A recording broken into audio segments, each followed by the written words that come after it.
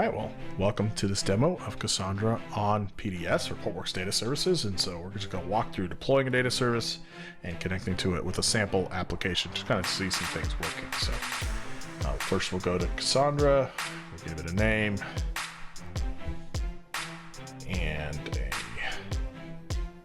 cluster target, which could be any cloud on premises, any of those. So we got small, medium, large, heap. That's some settings within Cassandra, and we're going to select our resources to be medium, so a certain number of disks, space, and hit deploy. So we're not messing with the backup right now, but we can also choose that. So we'll see this deploying. Take a few seconds. While that's going, let's look at this repo where we have really the instructions are all there. So if you get to the repo, you can do this yourself. And the Python that's actually powering all this, you can see that what it does, it generates a key space, a table, and then it starts inserting values with a full name, credits, and a UUID, so a unique ID. So that's pretty cool. And what that'll do is just needs a secret. We'll show you here in a second on how to create that secret that contains all the connection information. So we'll come back here. Gonna copy that just in case I need it here in a second, but I don't think I do. I'm gonna go out to my directory that I keep it locally. Git pull, make sure I have all the stuff. Yep, okay, it's good. And we're going to take a quick look with VS Code and edit this file.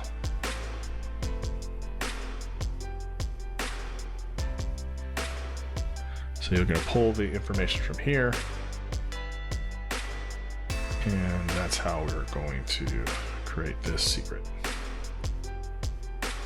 All right, rather than watching me sped up, rather than watching me struggle with copying and pasting for a whole minute, we're just going to apply the secret, and we've got all the values in there. You can see up above. We just kind of skipped ahead by a minute, and now it's configured, it's applied, and now the deployment can read from that in order to actually use it with the sample application. So we're going to put this in a different namespace, and we're going to tell it to connect, and it's going to spin up that pod. So first we're going to just do a get pods, and you can see it's creating. Give it a couple minutes and it should run. As soon as that says ready, so we'll flip back over, we're going to actually now look inside the database and see what it's been doing. So it's, I mean, in a few seconds it does a good amount of work. So we'll let it go.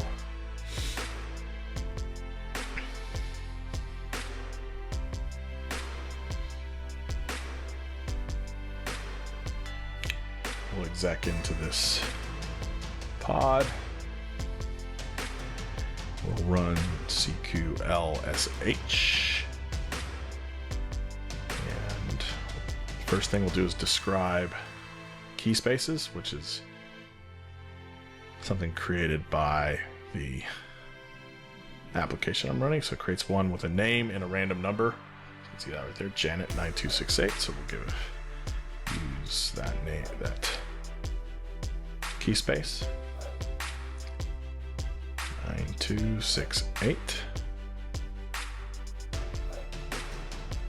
and we're going to just look at the tables. So describe tables,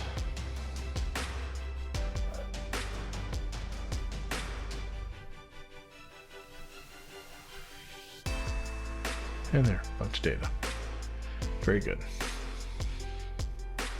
So UUIDs, some credit numbers, and also randomly generated names. So that's cool. We can even look at the metrics within PDS. You can see that there's workload starting, some, nothing really going on from reads, but writes are happening, and we have some write latency, that's very small, but it's not anyways a performance test anyway, so we just want to see how it works. So if you have any other questions or anything, just please check with your Portworx team. We'll definitely get you more information or even hooked up with a demo or POC of PDS. Thank you.